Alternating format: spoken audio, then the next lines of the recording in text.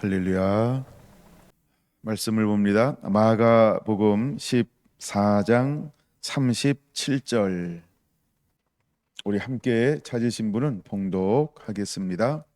돌아오사 제자들이 자는 것을 보시고 베드로에게 말씀하시되 시몬아 자느냐 내가 한 시간도 깨어 있을 수 없더냐. 아멘. 네, 마가복음 53번째 제목은 순환의 때가 시작되었다. 7번째 순환의 때가 시작되었다의 소제목은 깨어있으라. 오늘은 깨어있으라 이 단어, 이 말씀을 가지고 함께 은혜를 나누겠습니다. 자, 순환의 때가 시작이 되었다. 그래서 먼저 계속 소제목으로 7번째 까지 14장을 잘게 쪼개고 있습니다. 자, 오늘은 깨어 있으라. 이 말이 헬라어로는 그레 고레 이테입니다. 여러분들이 알아듣기 쉽게 발음을 하는 겁니다. 그레 고레 이테, 이것이 깨어 있으라 이런 말입니다. 그레 고레 이테. 약간 네, 그래요. 네. 그레고레 이테. 자, 깨어 있으라입니다. 예수님은 먼저 베드로를 향하여 베드로와 야고보와 누구죠? 요한을 향하여 깨어 있으라 이렇게 말씀을 하고 있는 거죠. 더 넓게는 11명의 제자고 좁게는 3명의 제자고 또 오늘 우리에게는 우리 모두를 향하여 하는 말씀이고, 그래서 마지막 때 주님은 우리를 향하여 뭐라고 말씀하실까? 깨어 있으라 이렇게 말씀하신다라는 겁니다. 우리가 주님이 다시 오실 때 우리는 어떤 신앙과 믿음을 갖고 있어야 할까? 깨어 있는 신앙, 깨어 있는 믿음, 깨어 있기를 주님이 원하십니다. 그럼 오늘날 우리가 깨어 있다라고 한다면 왜 깨어 있어야 할까? 다시 오실 주님을 기다림으로 깨어 있어야 합니다. 우리가 신부니까 예수님으로 옷 입고 깨어 있는 자가 되어야 합니다. 우리가 전신갑주를 입고 깨어 있는 자가 되어야 합니다. 우리는 빛이신 예수님으로 빛의 갑옷을 입고 깨어 있는 자가 되어야 합니다. 할렐루야. 깨어 있게 되기를 원합니다. 그럼 이때 예수님은 제자들에게 깨어 있으라라고 하는 의미는 어떤 의미일까라고 할 때, 물론 이제 우리가 문맥의 의미는 나와 함께 한 시간도라고 하는 말은 내가 기도하는 동안에 이런 의미죠. 꼭 우리가 1hour라고 하는 1시간 60분을 말하는 게 아니고, 예수님께서 기도하는 동안에 너 깨워 나랑 함께 시험에 들지 않게 기도할 수 있겠니? 기도해라, 기도했으면 좋겠다라고 하는 예수님의 제자들을 향한 열망, 기다림, 기대감, 이런 것이 있는 거죠. 그런데 제자들은 아직 지난 시간에 나누었던 것처럼 아직 어떤 은혜를 받지 않았을까요? 예를 들어 이제 우리가 예수님의 제자들을 파송할 때 귀신을 쫓아내고 병을 고치는 능력은 받았다. 근데 그것만 가지고는 이 잔을 마시는 예수님의 이 고난에는 함께 동참할 수도 없지만 깨워 기도할 이유를 아직 마음에 도전받지를 못함으로 말미암아 그들은 이유가 없잖아요. 왜 기도해야 돼라고 하는 분명한 이유, 목적, 부르심, 사명, 깨어있게 하는 안에서 나오는 동력이 없기 때문에 그들은 육체의 피곤함에 그냥 뭐랄까 이렇게 순응하는 거, 따라가는 거, 이런 거라는 거죠. 근데 우리가 때로는 소풍 가는 날 그러면 왜 설레잖아요. 잠이 막 안 와요, 그렇죠? 막 신혼여행 간다, 결혼식 한다 그러면 막 잠이 안 오죠. 그래서 더 예뻐야 되는데 얼굴 살짝 붓고 뭐 이런 것처럼, 하여간 막 이런 것처럼 마음의 설렘, 뭔가 마음의 동기, 이런 것들이 있어야 함께 깨어 있는데 제자들은 아직 그 동기가 영적으로 오지 않았다는 거예요. 그러니까 육으로 깨어 있는 것은 한계가 있어요. 그래서 때로는 하나님의 은혜, 즉 안에 두 가지가 임해야 되는데, 하나는 말씀이 분명히 깨달아져야 하고, 그 말씀이 깨달았을 때 하늘로부터 은혜, 능력, 이거 성령 충만인데 성령의 인도함 받아야만 영으로 깨어 있어야 육이 지배를 받는다라고 하는 겁니다. 저의 짧은 경험에 의하면 하나님의 임재가 있을 때 밤을 새는 것은 굉장히 수월합니다. 근데 임재가 없이 밤을 새는 것은요, 그렇게 수월하지는 않아요. 예, 그 다음에 두 번째, 임재가 있어서 밤을 새잖아요. 짧은 수면을 취해도 몸이 개운합니다. 근데 임재가 왔다 갔다 왔다 갔다 하고 좀 이렇게 긴 시간을 밤에 보내잖아요. 그러면 몸이 그렇게 개운하지는 않고 조금 더 피곤함, 이렇게 한번 표현해 보고 싶습니다. 그런 것이 있더라는 거죠. 그런 것처럼 지금 제자들은 어떤 상태냐 하면, 예수님은 분명한 동기가 있잖아요. 자기 때가 어떤 때인지를 영으로 알아요. 그리고 성령이 도우세요. 여기는 기록되어져 있지 않지만 또 다른 데는 뭐예요? 성령이 돕더라, 이런 것이 있어요. 예수님께서 시험을 받을 때에도 성령이 돕더라, 이런 말씀이 있죠. 그런 것처럼 성령이 돕는 거예요. 그럼 우리가 마지막 때에 깨어 있어야 할 그 시점에 갔을 때 우리에는 어떤 은혜가 임해야 할까요? 성령의 도우심. 그런 성령의 도우심이 우리와 함께 해야만 그 시에 깨어 있을 수 있게 될 거라는 거예요. 그러므로 우리는 그 시가 오기 전에 지금부터 어떤 은혜를 누려야 할까요? 지금부터 성령의 인도함 받는 그런 은혜가 우리 모두에게 임해야 할 줄로 믿습니다. 그래야 마지막 때 깨어 있을 수 있게 될 거라는 것입니다. 지난 시간에 나는 버리지 않을 것입니다라고 말하면서 다 흩어지리라 그랬는데, 베드로를 위시한 제자들은 뭐라고요? 우리는 버리지 않을 겁니다. 우린 죽을지언정 버리지 않을 겁니다. 이 부분을 함께 나눴어요. 자, 그러면서 세 군데 나타나는 베드로와 야고보와 요한의 어떤 이런 특별한 부르심들도 나누었어요. 5장, 마가복음 5장에 보면 어떤 병을 고칠 때 3명만 들어가고 있는 모습, 9장 2절에 변화산상에 올라갔을 때 베드로, 야고보, 요한만 데려가는 것들을 보았고, 그 다음에 재난의 징조가 시작이 되었을 때 13장 3절에도 누구만 베드로, 야고보, 요한, 또한 안드레, 이렇게 재난의 징조에 관한 질문을 할 때 4명만 소개가 되어지는 것을 볼 수 있고, 자, 오늘 여기에도 누구만 또 4번째로 데려가고 있나요? 한 발 더 앞서서, 그렇죠? 예, 베드로, 야고보, 요한만 데리고 간다라고 하는 겁니다. 그럼 특별한 어떤 이런 은혜가 있음에도 불구하고 우리에게 육으로 안 된다는 거예요. 우리가 하나님의 일은 위로부터 내려오는 은혜가 임하지 아니하면 육으로는 어떤 경험을 하든, 누구와 함께 동행했든, 누구와 많은 시간을 보냈던, 모든 것을 다 버리고 쫓았든, 얼마나 헌신했든 그것만 가지고는 안 된다는 거예요. 그래서 우리 안에 반드시 마지막 주님이 오시기 전에 우리 안에 어떤 은혜가 임해야 되냐 하면 말씀의 인침이 임해야 합니다. 성령의 충만함이 임해야 하는 것입니다. 그래서 말씀을, 진리를 하나님의 진리의 영이 인도함 받는, 그래서 새로운 차원의 계시를 내가 먹어야 한다는 겁니다. 그래서 그 은혜를 가지고 있는 사람만이 이 길을 걸어갈 수 있게 될 것이다. 그러므로 우리는 무엇을 사모하는 자가 되어야 할까? 그 길을 가기 위해서 2025년이 시작되면서 우리는 말씀에 젖어지는 2025년, 할렐루야, 말씀에 흠뻑 젖어지는 그런 은혜의 길을 반드시 우리가 걸어가야 하는 이유가 거기에 있는 것입니다. 여러분, 계속해서 말씀에 젖어지고 있는 거죠?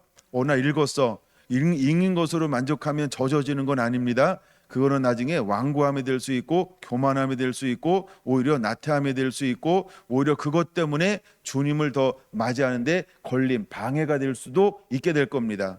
여러분, 우리는 매일매일 말씀을 읽으면서 사모함이 있어야 돼요. 매일 처음 읽는 것처럼 어제 건 잊어버리고 오늘이 처음이야. 이 말씀 익숙해라고 하면 제가 제일 문제겠죠. 이 말씀 익숙해 건너뛰자, 대충 읽자, 띄엄띄엄 읽자, 이렇게 하잖아요. 큰일 납니다. 매일매일 새로운 마음으로 처음 대하는 것처럼, 그렇게 하나님의 말씀에 정말 젖어지는 그런 은혜들이 임하게 되길 원하고, 그런 마인드로 말씀을 읽어 나가게 되기를 원합니다. 할렐루야. 깨어 있으라. 그레고레 이테라고 하는 것은 깨어 있으라. 일단 우리 이렇게 번역을 했어요. 거긴 또 다른 의미가 있는데 두 가지만 더 이야기하면 경계하라, 경계하라, 이런 의미가 있고, 또 하나는 마음을 흐트러뜨리지 말아라, 이런 의미가 있다라고 하는 겁니다. 물론 제가 좀 문맥으로 해석을 할 때에는 나중에 결론으로 맺을 겁니다만 이것은 뭐냐하면 마음과 육체를 모두 긴장시켜 깨워 있어야 유혹과 미혹을 이겨낼 수 있다라고 하는 겁니다. 좀 길죠. 적는 분들을 위해서 한 번 더, 깨워 있으라고 하는 의미는 마음과 육체를 모두 긴장시켜 깨워 있어야 유혹과 시험을 이겨낼 수 있다, 이런 의미로 깨워 있으라라고 말하고 있는 것입니다. 마음과 육체를 모두 긴장시켜 깨워 있어야 유혹과 시험을 이겨낼 수 있다라고 하는 것입니다. 그러니까 우리가 경험만 가지고 안 된다는 거예요. 내가 지난번에 받았던 은혜만 가지고 안 된다는 거예요. 지금 은혜가 임해야 해요. 지금 은혜가 임해야 돼요. 지금 은혜가 임해야 해요. 그래야 우리가 이겨낼 수 있다라고 하는 겁니다. 그 다음에 어제의 은혜 가지고 안 돼요. 오늘에 필요한 이 은혜가 임해야 깨어 있을 수 있다라고 하는 거예요. 어제는 깨어 있을 수 있었어요. 누가? 베드로가. 근데 오늘은 왜 졸며 잘까요? 오늘의 은혜가 임하지 않았다는 거예요. 오늘의 은혜라고 하는 것은 지금 예수님은 36절 39절 물론 이제 3번 기도하는데 마가복음에는 2번 이제 나오기 때문에 2절만 된 건데 동일한 걸 가지고 올라가서 기도하잖아요. 근데 예수님은 이 잔의 의미가 무엇인지를 영으로 알아요. 내가 마셔야 될 잔의 의미, 이 잔이 무슨 잔이죠? 십자가요, 대속의 잔이요. 예수님은 이 의미를 영으로 아는 거예요. 그러니까 그 영으로 알기 때문에 하나님 앞에 나가서 어떻게 기도해요? 할 수만 있거든 이것을 내게서 지나가게 하여 주옵소서. 그러나 내 원대로 마옵시고 아버지의 원대로 되기를 원하나이다. 이 말은 어떤 의미가 있을까요? 하나님, 내가 감당하기 원합니다. 나를 도와주세요. 나를 도와주세요. 나를 도와주세요. 하나님께 하나님을 철저하게 의지하는 기도를 하는 거예요. 또 이건 자기를 하나님 앞에 나가서 부인하는 기도를 하는 거죠. 자기를 내려놓는 거죠. 내 원대로, 이건 육체를 말하는 거예요. 예수님도 육체를 입고 있었기 때문에 육체로는 이 잔을 마실 수 있을까요? 못 마신다는 거예요. 그러니까 예수님 앞에, 하나님 앞에 나가 철저하게 하나님을 의지, 자기를 부인, 자기를 내려놓는 거예요. 이 씨름을 하는 거예요. 이 씨름. 그래서 3번째 예수님께서 기도할 때 어떤 상황에 이르도록 기도한다고요? 땀방울이 핏방울. 이건 뭐예요? 육체를 죽이는 거예요. 그만큼 육체적으로는 뭐가 오는 거예요? 4번째, 어마어마한 압력과 부담과 이 고통이 따르는 거예요. 근데 그것을 예수님은 어떻게 하는 거예요? 내가 이걸 이길 수 없으니까 하나님 도와주세요 이러는 거예요. 하나님 도와주세요 이러는 거예요. 철저하게 자기를 하나님 앞에 죽이는 거죠. 내려놓는 거죠. 부인하는 거죠. 그래서 내가 할 수 있는 모든 걸 해서 하나님 앞에 자기를 부인하고 하나님을 의지하고 철저하게 하나님을 바라보는 거예요. 이 기도가 이 잔이라고 하는 기도라고 하는 거예요. 어쩌면 우리가 마지막 고난의 길을 걸어갈 때 우리 앞에 오는 환난이나 고난, 마지막 때 이제 요한계시록 보면 끝까지 인내하는 자, 믿음을 지키는 자를 보겠냐라고 할 때 우리도 한 번쯤은 걸어가고 통과해야 할 어떤 이렇게 마지노선 같은 것이 있다고 한다면 어떤 것을 통과하게 될까요? 그냥 전 36절이 아닐까? 그런 묵상을 한번 해봅니다. 36절을 우리 모두가 한 번씩은 통과해야 한다는 거죠. 그러면 마지막 때 이기는 자는 어떤 사람일까요? 36절에 깨어 기도하는, 36절을 감당해낼 수 있는 그런 믿음의 사람, 순종의 사람, 사랑의 사람이 결국은 이기는 자가 될 것이다. 자, 사단은 할 수 있으면 모든 것을 미혹할 거라고 베드로 후서에도 말하고 있어요. 전서.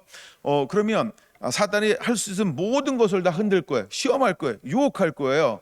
그러면 우리가 어떻게 해야 그것을 이겨낼 수 있을까요? 사단의 강명의 천사로 올 것이고, 과장할 것이고, 엄청난 능력으로 올 것이고, 기적으로 올 것이고, 표적으로 올 것이고, 현상을 가지고 막 올 거란 말이에요. 어마한 뱀의 지혜예요. 네, 어마어마한 그 지혜를 가지고 우리를 유혹하고 미혹하고 우리를 이제 흔들기 위해서 올 거란 말이에요. 그럼 우리가 어느 정도로 믿음을 가지고 하나님을 의지하고 하나님을 바라보고 하나님을 앙망해야 이것을 이겨낼 수 있을까? 이런 생각을 한번 해봤어요. 저는 그것이 36절이라고 보는 거죠. 여러분 36절의 기도는 그런 기도인데 이 기도는 마지막 때 누가 할 기도다? 신부들이 해야 될 기도라는 거예요. 두 증인이 하는 기도라고 하는 거예요. 마지막 때 이기는 자들은 전부 36절의 기도를 통과하게 될 것이다라고 하는 것입니다.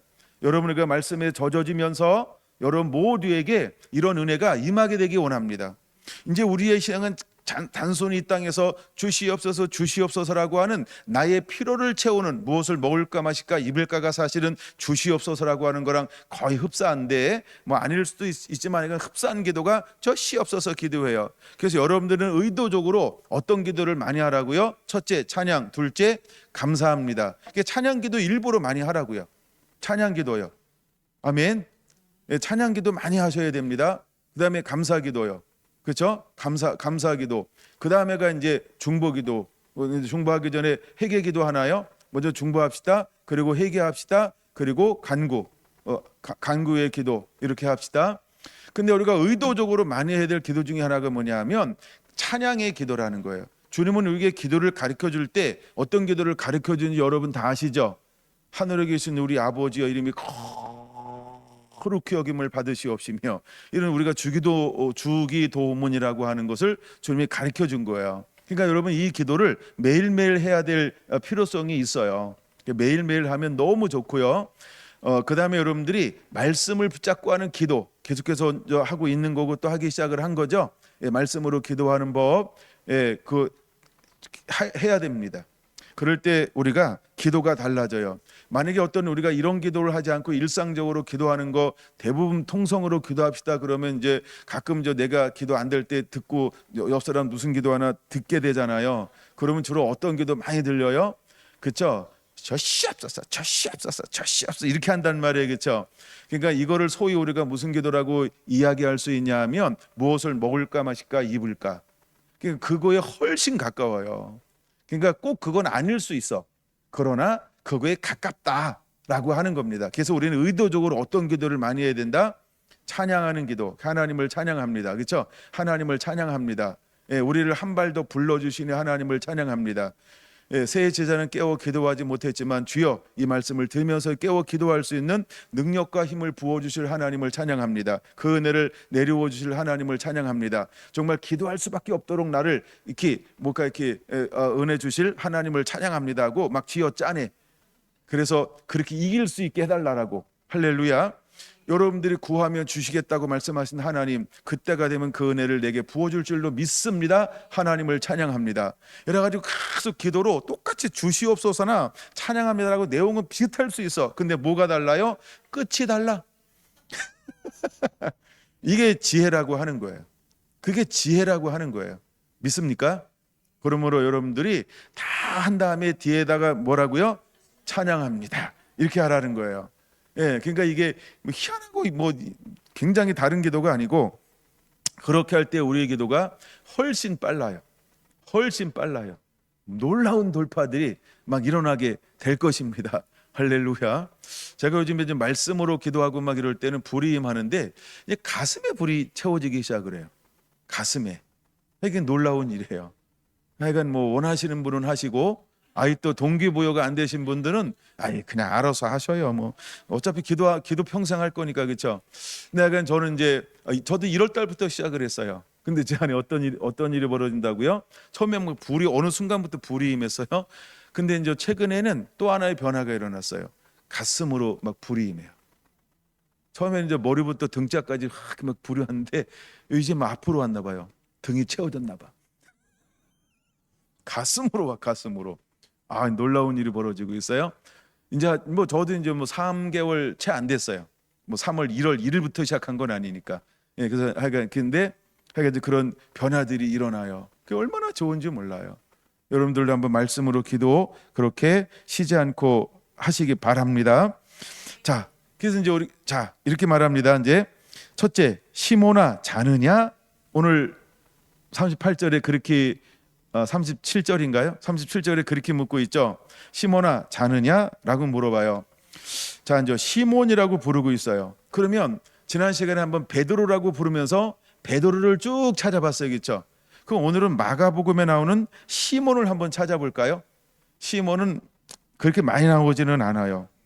일단은 시몬을 한번 찾아보기 위해서 1장으로 부르심 1장 16절 마가복음 엄청 넘겨서 마태복음으로 갔어요.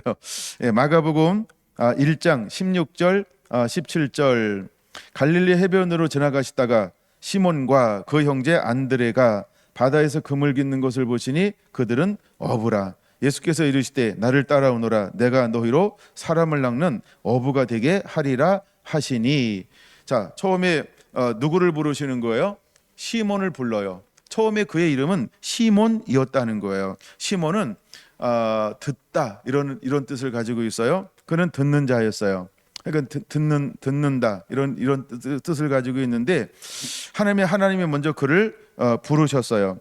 그다음에 이제 29절에서 30절 희당에서 나와 곧 야고보와 요한과 함께 시몬과 안드레의 집에 들어가시니. 누가 열병이 났어요? 시몬의 장모가. 그래서 시몬은 결혼했구나 이런 유추한다고 그랬어요. 시몬의 장모가 열병으로 누워 있는지라 사람들이 곧 그 여자에게 대하여 예수께 여짜온대 하면서 두 번째 이제 그 장모가 열병이 났을 때 누구의 장모라고 소개하냐면 시몬의 장모가라고 소개하고 있습니다. 그 다음에 36절 시몬과 그 및 함께 있는 자들이 예수의 뒤를 따라가다가 만나서 이르되 모든 사람이 주를 찾나이다 라고 말할 때 모든 사람들이 주를 찾나이다 라고 하면서 이제 시몬과 함께 제자들이 그 예수님에게 그 사항을 설명할 때 이때부터 이제 시몬이 먼저 늘 소개가 되어지고 있는 이런 부분들을 글을 할 때 시몬이라고 하고 있다는 겁니다. 그 다음에는 3장 16절입니다. 3장 16절 할 때 이 열두를 세우셨으니 시몬에게는 베드로라는 이름을 더하셨고 하면서 이름을 바꿔줄 때 또 이제 시몬이라는 이름이 이제 소개가 되어지고 있습니다. 그런 다음에 오늘 마가복음에는 14장 37절에 기록되어져 있는 시몬아 자느냐 이렇게 베드로야 자느냐 이렇게 묻지 않고요. 왜 시몬아 자느냐 이렇게 물었을까요? 이건 제가 이제 묵상하는 것 중에 하나인데 왜 베드로라고 이름을 바꿔주고 난 다음에 계속해서 뭐라고 불러요? 시몬아 왜 이렇게 부를까요? 근데 결정적일 때 왜 시몬아 이렇게 부를까요?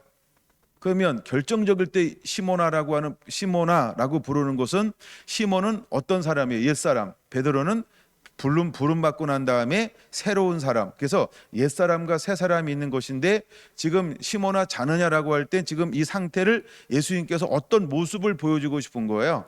변화된 모습이 아니고 부름받은 모습이 아니고 앞으로의 비전, 사명, 어떤 미션을 수행할 베드로가 아니고 어떤 사람을 말하는 것이다. 옛사람, 부름받기 전에 옛사람, 그 연약함, 어떤 육을 쫓는 어떤 이런 부분들을 좀 강조하고 싶지 않는가 라는 생각으로 한번 묵상을 해봤습니다. 그래서 시몬아라고 부르는 거예요. 시몬아 자느냐라고 부를 때 시몬이라고 부르는 이유를 그렇게 한번 묵상을 한번 해봅니다. 여러분 우리도 그럴 수 있어요. 어떤 때 저도 이제 우리 사랑하는 아내를 부를 때 다양하게 불러요. 예, 뭐 여보, 뭐 야 빼고 다 부릅니다. 예, 그래서 하여간 뭐 야도 해줄까요? 예. 아니죠? 예, 그거 봐요. 내가 뭐 할 때 반응을 잘 보여야 돼, 저한테. 자, 그러니까 다양하게 한번 불러봐요. 다양하게. 그러는 것처럼, 이제 제가 이제 가장 친근하고 막 이럴 때 부르는 이름은 난수가 뭐 이런 거였었어요. 예, 이렇게 쑥 막 이러고, 막 이렇게 이제 장난치고 막 이럴 때 이제 부르는 이름 중에 하나입니다. 네. 근데 잘 안 부르나요? 자꾸 불러줘야 됩니다. 예. 근데 이제 제가 요한복음에 제가 이제 시몬도 찾아보고 베드로도 찾아보고 막 이랬어요. 근데 요한복음에는 어떻게 이름이 기록되어져 있을까요?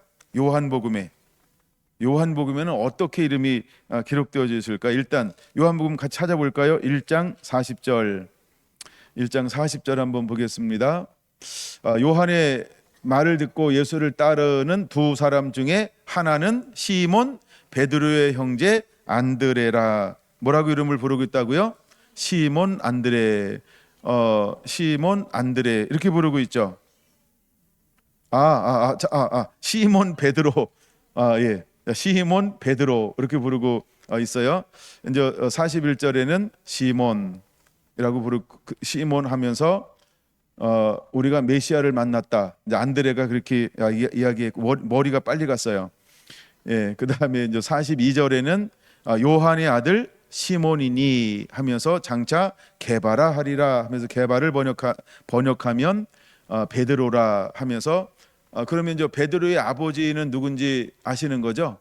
요한입니다. 그래서 요한의 아들 시몬아 내가 날 사랑하느냐 한 찬양이 이제 거기서 나온 겁니다. 몇 개만 찾아보겠습니다. 6장 8절 보겠습니다. 6장 8절 제자 중 하나 곧 시몬 베드로의 형제 안드레가 예수께 여짜오되 뭐라고 부르고 있다고요? 예, 시몬 베드로 68절 시작. 시몬 베드로가 대답하되 지금 계속해서 이름을 뭐라고 부르고 있어요? 이제 다른 거 안 찾아봐도 이제 이해가 되는 거죠? 13장 9절. 물론 저는 다 찾아봤습니다. 시몬 베드로가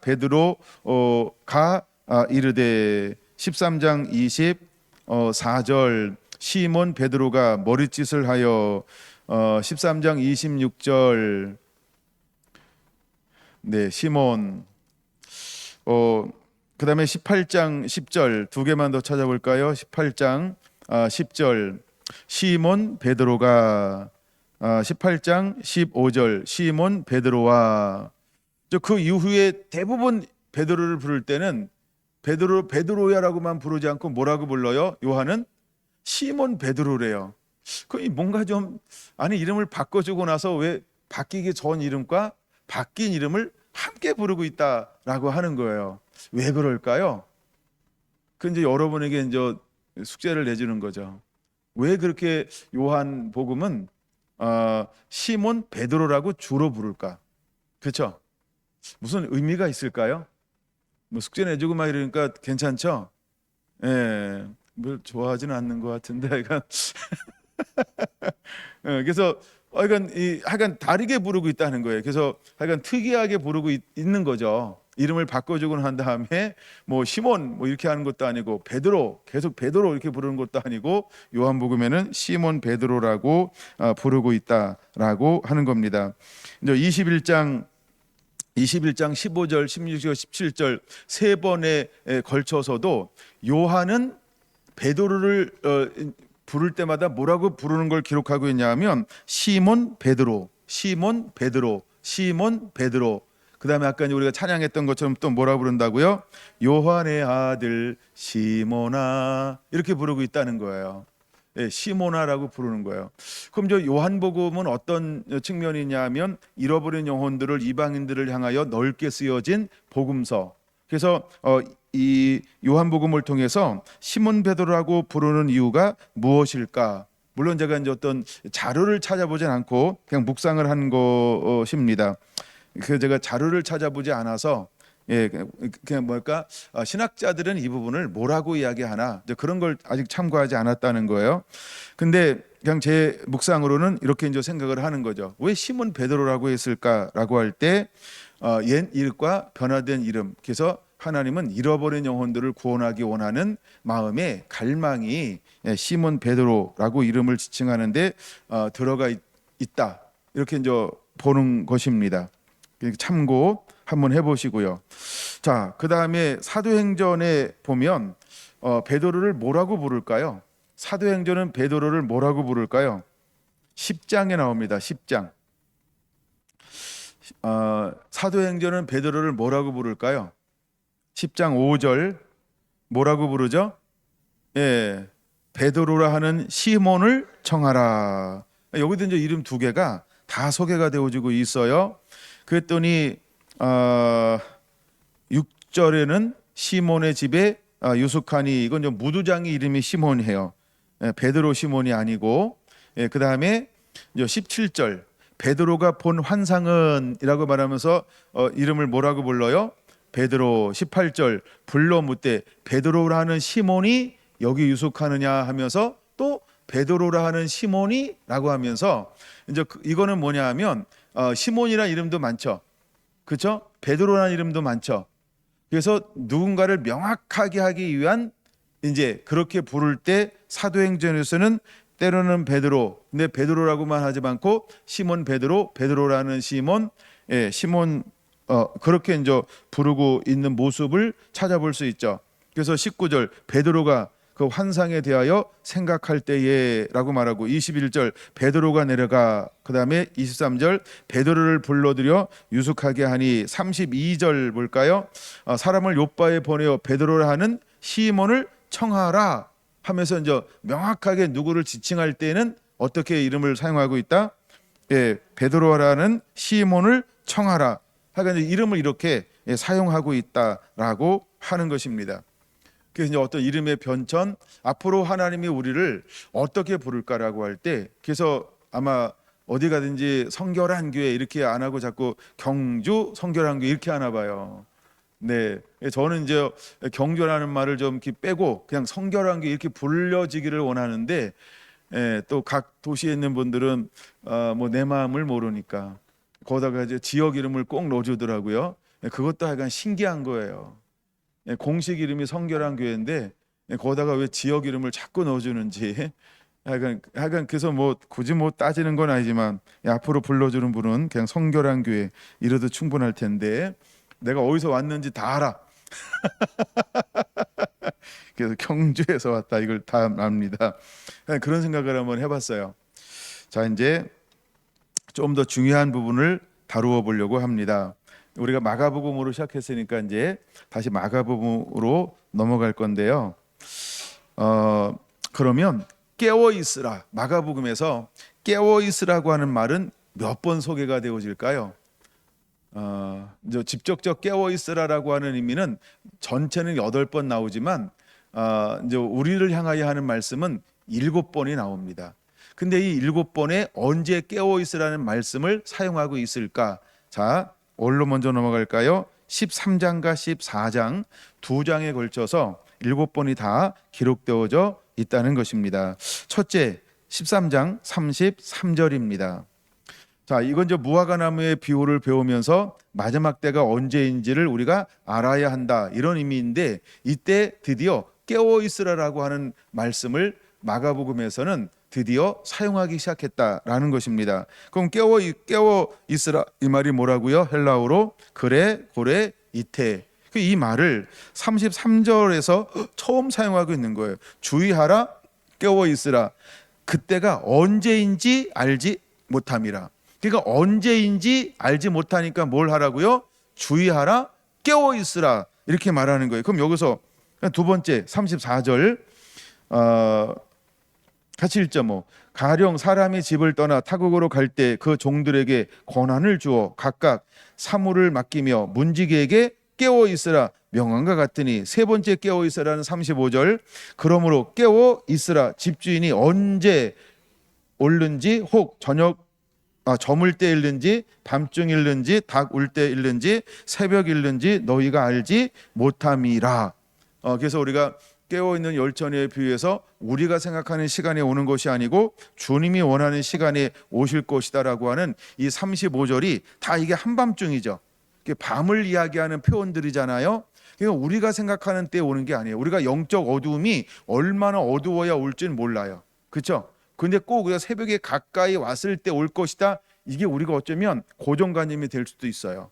그러니까 우리의 생각을 내려놓고 단순하게 시키는 대로 순종하면서 기다림의 자세가 우리에게 필요한 것들을 보여주는 건데, 자 그러면 그다음에 37절 네 번째 깨어 있으라. 깨어 있으라. 내가 너희에게 하는 이 말은 모든 사람에게 하는 말이니라 하면서 일단 13장에 깨어 있으라고 하는 말이 몇 번 나오냐 하면 4번이 나옵니다. 근데 13장에 나오는 깨어 있으라고 하는 의미는 어떤 의미로 깨어 있으라를 사용하고 있을까요? 한마디로 말하면 언제인지 모르니까 기다려라. 언제인지 모르니까 기다려라. 그래서 여기서 깨어 있다라고 하는 의미는 기다림에 깨어 있음이라는 거예요. 기다림에 깨어 있음이라고 하는 거예요. 그러면 우리는 깨어 있다라고 할 때 그럼 오늘날 우리는 어떤 의미로 깨어 있어야 할까요? 신랑 예수님을 기다리는 그 기다림으로 깨어 있는 거예요. 그러니까 우리가 그냥 잠 안 자고 그냥 정신 차리고 그냥 말씀 보고 예배하는 게 아니고 신랑을 기다림. 할렐루야. 이게 신랑을 기다림으로 깨어 있는 거, 이게 깨어 있는 의미라는 거예요. 그럼 두 번째 이제 깨어 있다라고 하는 말은 오늘 본문에 나오죠. 14장 34절 깨어 있으라 나오죠. 34절 같이 읽습니다. 말씀하되 내 마음의 심히 고민하여 죽게 되었으니 너희는 여기 머물러 깨어 있으라 하시고, 여기는 여기 머물러. 그럼 여기는 지금 무엇을 하는 자리일까요? 그렇죠. 기도. 여기는 기도하는 자리예요. 우리가 깨어 있으라라고 할 때 여기 머물러가 포인트예요. 우리는 기도함으로 깨어 있기를 원하는 거예요. 두 번째 깨어 있으라는 말은 37절이죠. 시작. 돌아오사 제자들이 자는 것을 보시고 베드로에게 말씀하시되 시몬아 자느냐? 내가 한 시간도 깨어 있을 수 없더냐? 그렇죠? 이제 돌아오사 자는 것을 봤어요. 그럼 돌아오사가 뭐예요? 예수님이 기도하시고 이거죠. 근데 그들에게 뭘 하기를 원했어요? 함께 기도하기를 원했어요. 근데 시몬아 자느냐? 여기 약간 이렇게 실망스러운 이런 표현을 좀 해야 돼요. 어간이. 그렇죠? 표현이 너 시몬아 자느냐? 이렇게 약간 실망스러운 요 단어. 그러니까 여기서 깨어 있기를 원하는 걸 무엇 하기를 원하는 거예요? 나랑 기도해야 되는데, 이런 의미죠. 그러니까 첫 번째는 기다림에 깨어 있음이라고 한다면, 두 번째 깨어 있으면 뭐 하면서 깨어 있으라는 거예요? 기도하며 깨어 있으라. 물론 저 세 번째 깨어 있으라고 하는 말은 직접적으로 38절 뭐라고 말합니까? 시작. 시험에 들지 않게 깨어 있어 기도하라. 마음에는 원이로되 육신이 약하도다. 그러니까 마가복음에는 깨어 있으라는 말이 7번 나온다. 근데 두 가지 의미를 가지고 있다. 첫째, 기다림에 깨어 있음. 두 번째는 기도함으로 깨어 있음.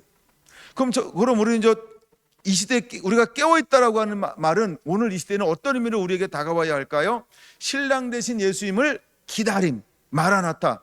아멘. 주 예수여 오시옵소서. 그래서 다시 오실 신랑을 기다림으로 우리가 주님이 원하시는 옷을 입고, 이거 나중에 결론으로 맺을 건데, 주님이 원하시는 옷을 입고 그분을 기다리는 거예요. 주님이 원하시는 정결한 옷을 입고 거룩한 옷을 입고, 그렇죠? 이렇게 선한 행실, 말씀으로 순종하는 삶을 그대로 살아내는 이 옷을 입고 그분을 기다리는 거예요. 할렐루야. 그래서 기다림에 깨어 있음. 두 번째는 뭐라고요? 기도함으로 깨어 있는 거. 기도함으로 깨어 있는 거. 그럼 기도한다 할 때 뭘 기도해야 될까요? 한 나라와 뜻이 이 땅 가운데 이루어지기를 원하는 것. 그 중에 가장 대표적인 게 뭘까요? 아무도 멸망하지 않고 모든 영혼이 다 예수님께로 돌아오기를 기도하는 것. 때를 따라 일용할 때를 따라 양식을 나눠줄 자가 있느냐, 이렇게 한 자를 보면 복이 있으리라고 했던 것처럼, 주님은 이 땅 가운데 우리가 깨어 있다라고 할 때, 기도할 때 우리가 깨어서 기도하는데 어떤 걸 기도해야 할까요?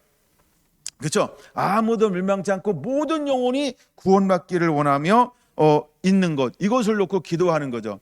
물론 예수님께서 36절 39절에 기도하는 것은 어떤 걸 기도했어요? 내가 이 잔을 마시게 하여 주옵소서. 그래서 주님이 원하시는 잔을 마심으로 뭐가 이루어져야 하는 거예요? 속량함. 그렇죠? 대가집을. 그래서 마귀에 뺏겼던 모든 것을 파쇄하고 다시 회복하심. 이것이 이루어져야 하는 거예요. 그건 이제 마지막 때 우리가 깨워 기도하라라고 할 때, 우리가 기도하는 것은 무엇을 놓고 기도하는 걸까요? 그렇죠? 아버지의 뜻은 신랑으로 오는 건데, 그게 뭐예요? 전부 끝까지 한 영혼도 배도하지 않고 끝까지 말씀으로 살다가 다시 오실 주님을 끝까지 믿음으로 지켜내는 것, 그분을 신랑으로 맞이할 수 있는 것. 할렐루야. 근데 그걸 그렇게 하니까 복잡하니까 이렇게 하자는 거예요. 아무도 멸망치 않고 모든 영혼이 구원하기를 원하시는 그 아버지의 마음, 그 마음으로 우리가 깨어 있어야 된다는 거예요. 할렐루야. 그래서 우리가 첫 번째는 기다림으로 깨어 있어야 되고, 두 번째는 무엇으로 깨어 있어야 된다? 기도함으로 깨어 있어야 한다라는 겁니다. 그럼 그 말씀을 따로 이렇게 좀 정리해 놓으셨나요?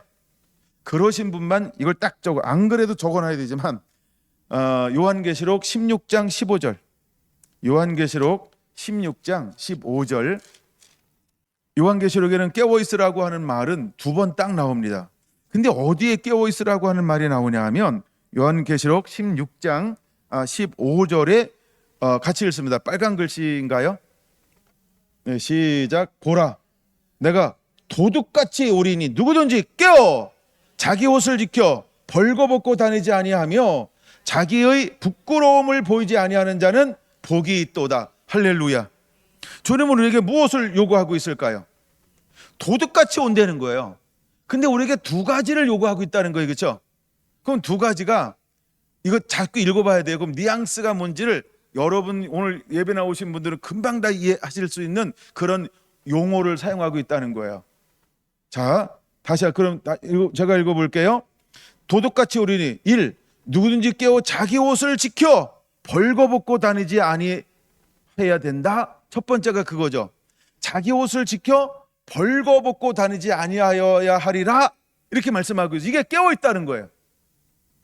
자기 옷을 지켜 벌거벗고 다니지 아니해야 한다는 거예요. 여러분 딱 무슨 생각이 났어요? 창세기 3장이 먼저 기억나야 합니다. 그 다음에 예수님께서 십자가를 질 때 어떻게 했다고요? 부끄러움을 개의치 아니하시고, 물론 그 뒤에 나오는 단어가 이제 그런 단어인데 그 두 말씀을 꼭 기억하시라고요. 그럼 첫째는 뭐냐 하면 자기 옷을 지켜야 한다는 거예요. 이게 깨어있는 의미라는 거예요. 두 번째는 뭐냐 하면 자기의 부끄러움을 보이지 아니하는 자 복이 있도다. 그럼 부끄러움은 뭘까요? 하나님이 에덴 동산에 거리렀어요. 그때는 갑자기 아담과 하와가 어떻게 했어요? 숨었나이다. 너희가 어찌하여 숨었느냐? 혹시 내가 먹지 말라고 한 그 열매를 먹었더냐 이러잖아요. 그렇죠? 그때 하는 말이 뭐예요? 예, 벗었으므로 부끄러워 숨었나이다. 그럼 그걸 우리가 뭐라고 표현하죠? 첫째, 그냥 직접적 단어는 불순종. 그럼 불순종은 뭐가 되는 거죠? 죄라는 겁니다. 그럼 우리가 깨어있다라고 하는 의미는 어떤 의미가 되는 거예요? 깨어있다라고 하는 의미는 그러면 어떤 것이 될까요? 첫째, 일단 문맥으로 먼저 해석하면, 첫째, 자기 옷을 지켜 벌거벗고 다니지 아니하는 것이 깨어있는 것이다. 둘째, 부끄러움을 보이지 않게 하는 것이 깨어있는 것이다. 그럼 이걸 이제 우리가 해석을 해야 되겠죠. 첫째, 자기 옷을 지켜 벌거벗지 아니한다. 그러면 자기 옷을 지켜 벌거벗지 않으니까 아담과 하와가 벗기 전에는 어떤 상태였어요? 영광과 존귀로 간을 씌운 상태. 이걸 다른 말로 말하면 하나님의 임재가 함께하는 상태. 이해가 되는 거죠? 하나님의 영광이 함께하고 있는 상태. 네. 어렵나요? 쉬운 단어로 여러분들 아무거나 하나만 적어놔도 돼요. 그러니까 하나님의 임재가 있는 상태, 하나님의 영광이 있는 상태, 예, 예수 그리스도로 옷 입고 있는 상태, 말씀으로 옷 입고 있는 상태, 그 다음에 성령으로 충만한 상태. 똑같은 건데 제가 이렇게 자꾸 여러 표현을, 성경적 표현을 지금 사용하고 있는 거예요.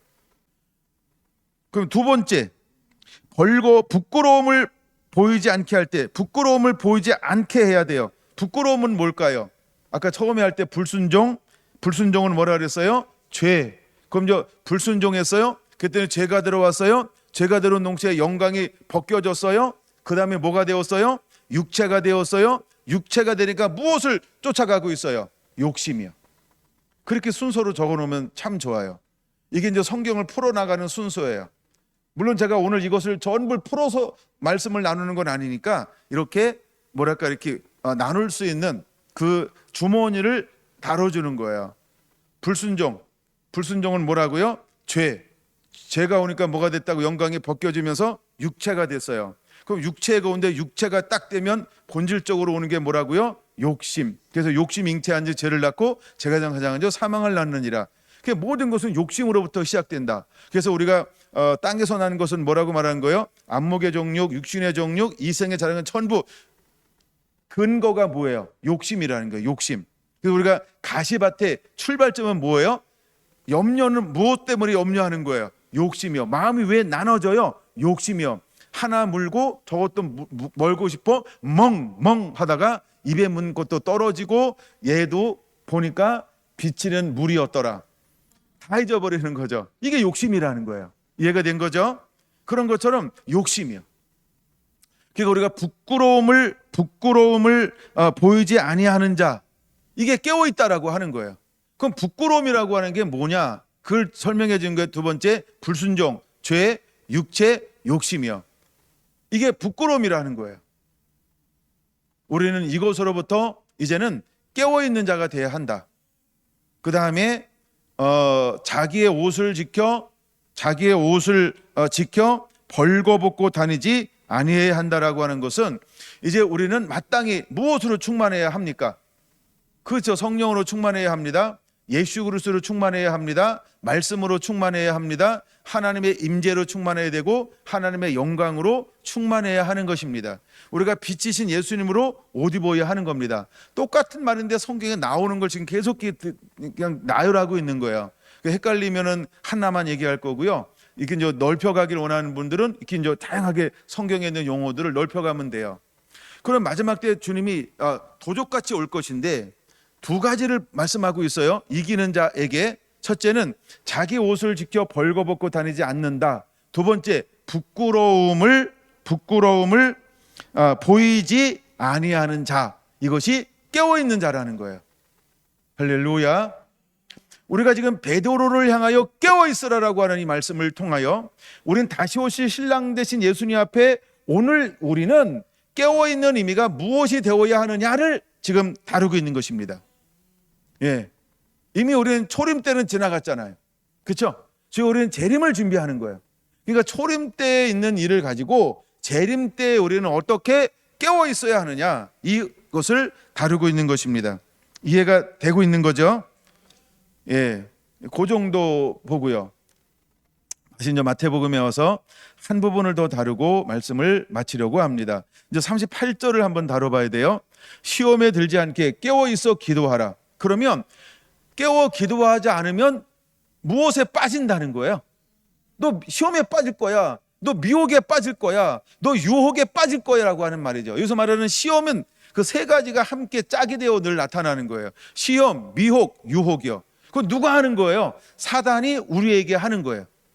이것도 말씀을 많이 찾아보진 않겠습니다. 그냥 명사 세 개만 딱 적어놓으면 성경에서 세 개로 전부 이걸 해결해 버릴 수 있어요. 그럼 우리가 깨워 기도하자면 반드시 사탄이 우리에게 뭘 가지고 온다? 그렇죠? 시험, 미혹, 유혹, 그 세 가지입니다. 성경에는. 그럼 우리는 깨워 기도해야 한다라고 하는 것이지요. 자, 근데 왜 깨워 기도하지 못할까요? 마음에는 원이로되 뭐가 약해요? 그러면은 육신도 단련시켜야 되네. 오늘부터 이제 돌을 쳐야 돼 막. 아니면 모래를 갖다 치든가 이렇게 막. 그런 의미는 아니죠. 예, 뭐 이렇게 손을 단련할 필요는 없습니다. 근데 그러면 이 말씀을 누구에게 하고 있는 것이냐? 이게 굉장히 중요한 거예요. 예수님이 제자들을 불렀어요. 그리고 예수님과 함께한 제자들을 향하여 하는 말이에요. 근데 예수님이 3년 6개월 동안 제자 훈련 시켰는데, 그렇죠? 이렇게 표현을 쓸게요. 이게 참 하여간 쉽게 쓸 수 있는 표현이지만 굉장히 위험할 수 있는 언어이기 때문에 그런 거예요. 예수님도 3년 6개월 동안 제자에 실패했네. 이 말이 참 쉬운데 굉장히 어려운 말이에요. 어떤 의미에서? 그래서 제가 굉장히 조심스럽게 한번 쓰는 거예요. 그렇게 볼 수 있는 여지가 충분히 있잖아요. 그렇죠? 그럼 우리도 뭐처럼 보일 수 있을까요? 평생 신앙생활 했는데 실패했네.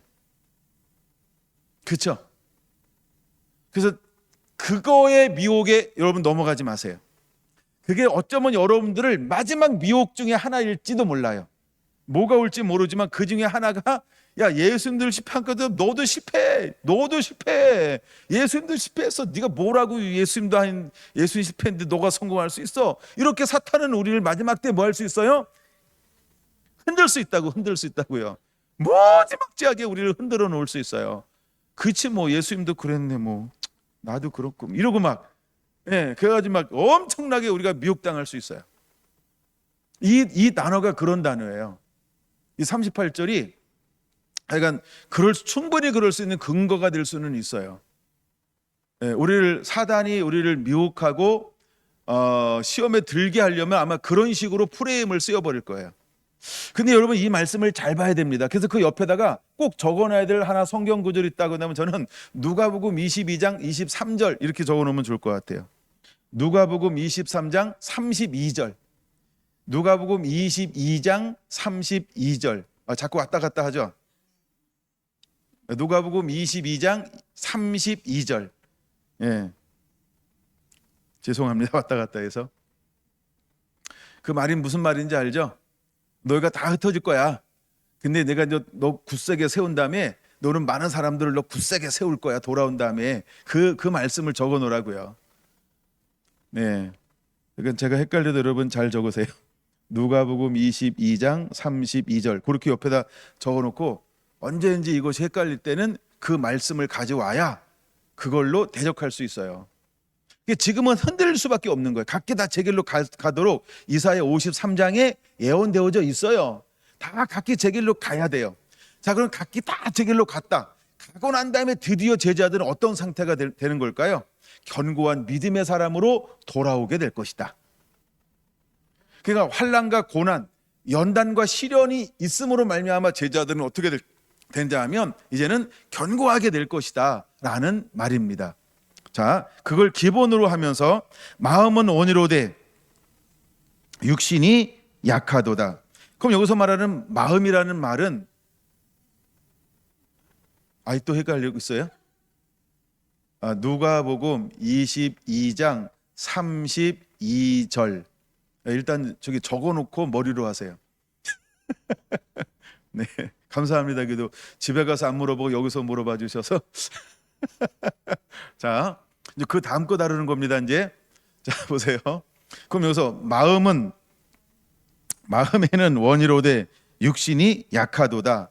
그 여기서 말하는 마음은 뭘까요? 마음은 푸뉴마 히브리어 헬라어 푸뉴마 영입니다. 영. 그 다음에 육신이 약하도다 때 육신 사륵스 륵할 때 르에다가 받침이 키역 받침이 키역. 예. 사륵스. 이건 육체를 말하는 겁니다. 그게 마음은 원인데 뭐가 약하다고요? 육신이 약하다는 거예요. 누가 이 부분을 인정하고 있는 거예요? 예수님이. 누구를 바라보면서?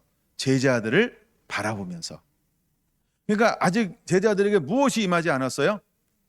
그렇죠? 퓨노마. 영의 인도함이 없는 거예요. 지금 계속해서 예수님과 함께 했던 건 전부 대부분이 뭐였어요? 육이죠, 육. 영적인 차원에서 따라다닌 거 아니에요. 육을 가지고 따라다녔어요. 그 육을 가지고 따라다니까 예수님께서요, 어떤 뭐랄까 잘못을 해도 연약함이 있어도 그렇죠? 별로 야단하지 않아요. 왜요? 못 받아먹는 거예요. 그러니까 그 야단한다고 되는 게 계속 칭찬과 권면과 위로를 해야지. 네. 근데 영이 이때부터 인도함 받는다. 그럼 달라요. 그때부터는 다른 겁니다. 이 말이 굉장히 중요한데, 다 38절 다시요. 시험에 들지 않게 깨어 있어 기도하라. 마음에는 원이로되 육신이 약하도다. 자, 그러면 이 세 명의 제자도 뭘 하고 싶었다라는 거예요? 우리도 기도하고 싶어요. 막 기도하고 싶었던 거야. 왜? 예수님께서 저만치 가서 기도하는데 기도 소리가 들릴까 안 들릴까? 어떻게 기도하는 게 들릴까? 다른 때하고는 다르게 막 그쵸? 그냥 막 죽자 사자 기도하는 거야. 막 저렇게 힘써서 기도하는 거 처음 봐. 예수님 저 정도 기도하면 우리 기도해야 되는 거 아니야? 뭐 이래 괜히 막 간이 보가지고 막 벌렁벌렁 떨기도 하고 막 야 기도해 서로 막 기도하려고 하다가 중언부언하고 막 기도가 막 꼬이고 막 전혀 기도 안 한 건 아니겠지, 그렇죠? 왜? 예수님 기도하는 소리 들어봐. 기도하고 싶다가 하다가 중언부언하고 졸음도 오기도 하고 또 뭐 했던 거 또 하기도 하고 기도의 줄도 안 잡히고 막 이러지 않았을까? 왜 그랬을까? 왜? 그렇죠? 영의 인도함 받은 게 아니고 뭐예요? 이게 마음에는 원이로되 육신이 약하도다. 그러니까 사락스 육체가 된 거예요. 육체. 그러니까 육체는 전혀 예수님이 왜 예수님은 늘 습관처럼 저렇게 기도했잖아. 근데 저렇게 세게 기도하는 거는 처음 봤지만 비슷하게 기도한 적은 있을까 없을까? 있다고 봅시다. 예? 그러면 뭐예요? 그것 또한 몇 번 보면 우리는 뭐 하는 습관을 가지고 있어요? 새롭지 않아. 이거 죽여주는 거예요. 식상한 거요. 우리 굉장히 죽여줍니다. 여러분 경주에 여행 많이 가요? 여러분 대구에 여행 많이 가요? 대구 여행 가면 아무 재미없죠. 저희는 경주 어디 가잖아요. 아무 흥미 없어요. 어디 가야 흥미 있을까요? 경주보다 못한데도 다른 도시. 그건 막 보고 싶어. 거기 막 꼭 갔다 와야 돼 막. 왜요? 우리 우리 동네잖아. 그런 것처럼 예수님이 유일하게 습관이라고 말하는 게 하나밖에 없었어요. 기도. 그럼 제자들은 그 경험을 몇 번이나 했을까요? 3년 6개월 동안. 그렇죠. 이루 말할 수 없을 정도. 왜? 습관이니까 이루 말할 수 없을 정도로 예수님이 기도하는 것을 보았어. 때로는 12명 다 가서 있는데 예수님께서 혼자 가서 기도하는 거, 때로는 3명 가서 하는데 예수님께서 기도하는 거. 그러니까 예수님이 3명을 데려가도 나머지 몇 명이죠? 3명 뺐으니까 9명, 8명이 그렇죠. 맞다. 예, 하여간 그래서 8명이 9명이 별로 신경도 안 썼을지 몰라. 왜? 그렇죠. 이게 한두 번이 아니었으니까. 그러니까 이게 뭐냐면 마음은 원이로되 우리도 예수님처럼 저렇게 기도하고 싶어. 야, 우리 예수님 닮아야 되는 거 아니냐? 그치 형님. 그래야 되는데요. 야, 야고보 너 네 생각은 어때? 저도 그런데 전 예수님처럼 안 되네요. 그치, 너도 안 돼? 나도 안 돼 사실은. 이러면서 야, 요한아 너는 되냐? 형님, 저도 조금은 되는 것 같은데 예수님처럼 저렇게 난 못해요. 수없이 해보려고 노력했는데 안 되더라고요. 이들끼리 무슨 얘기를 나눴을까? 그러다가 예수님은 생각보다 뭐 한 거예요? 길어진 거예요. 그러니까 누구 먼저 졸기 시작했는지 몰라요. 예, 제일 어리니까 지금 젊으니까 제일 늦게 잤을까? 몰라요. 또 젊으면 또 잠이 빨리 와. 누가 먼저 잠을 자는지는 몰라요. 근데 어쨌든 3명이 뭐 하고 있더라? 37절 이렇게 말합니다. 37절 돌아오사 제자들이 자는 것을 보시고 40절 다시 오사 보신즉 그들이 자니 세 번째 41절 오사 그들에게 이르시되 이제 자고 쉬라. 자는 자니 자고 세 번 다 무엇이라고 표현하고 있어요? 그들은 졸며 잘세. 이건 그냥 코 골며 자는 겁니다. 피곤하요, 그렇죠? 이렇게 표현하는 것처럼 이건 그냥 깊은 잠을 자는 겁니다. 세상 모르고 자는 겁니다.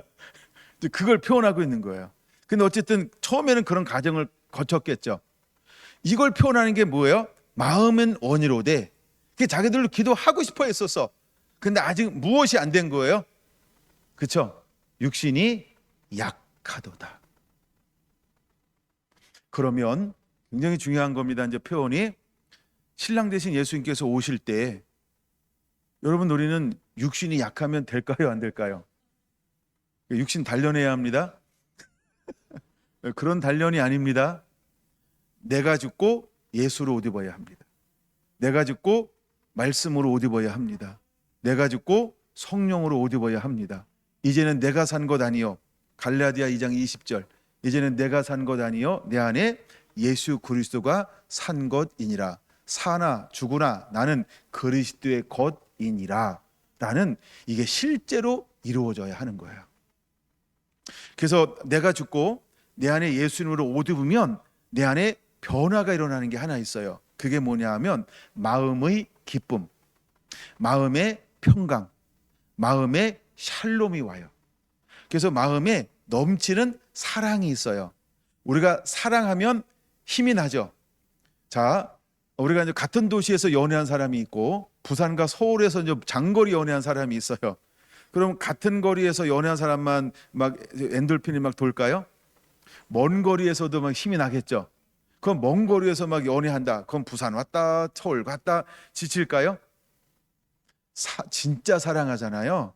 계속해서 만날수록 더 흥미를 느끼고 진지하게 감정에도 좋아하는 감정이 일어나잖아요. 그럼 어떤 현상이 일어나지 않는 거 다 아시죠? 식어지지 않습니다. 육체는 약해지지 않습니다.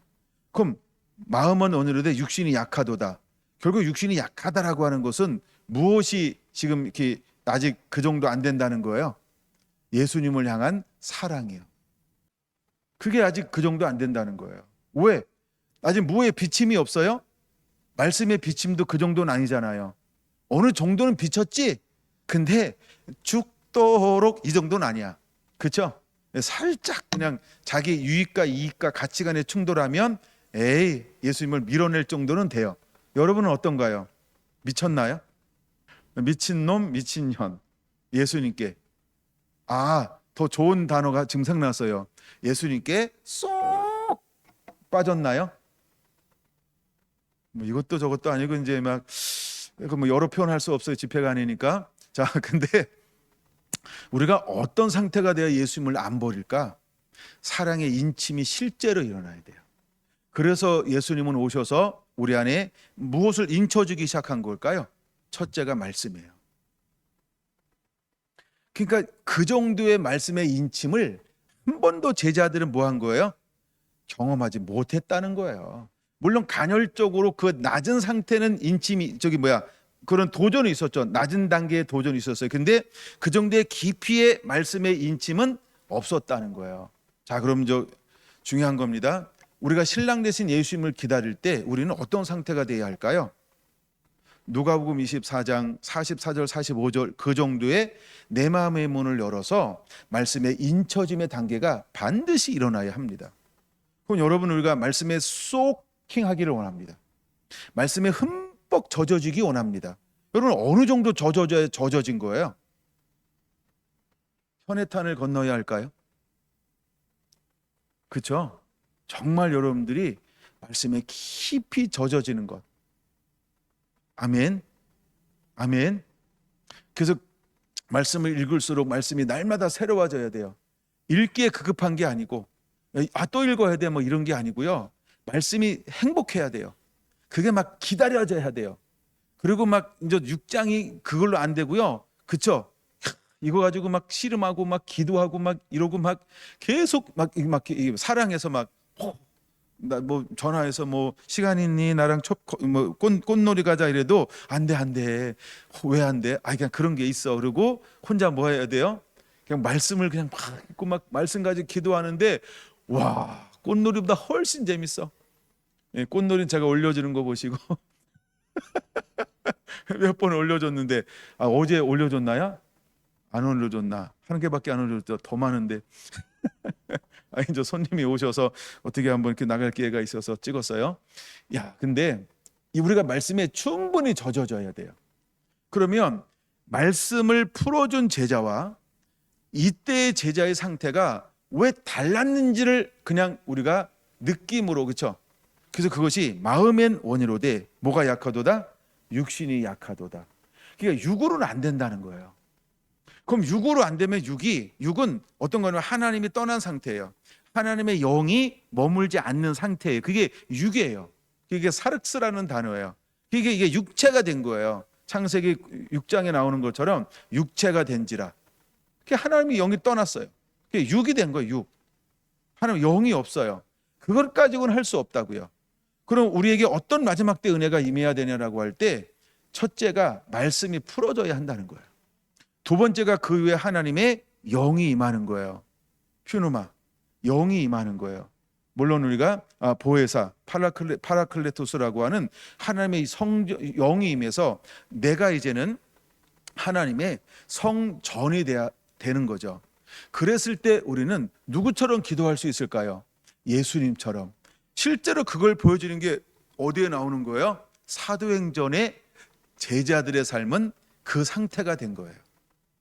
이제는 마음은 원이로되 육신이 약하도다가 아니고 마음에 원하는 것을 실제로 온 몸으로, 이걸 몸으로라고 그러니까 삶으로 보여주는 것이 사도행전이라는 거예요.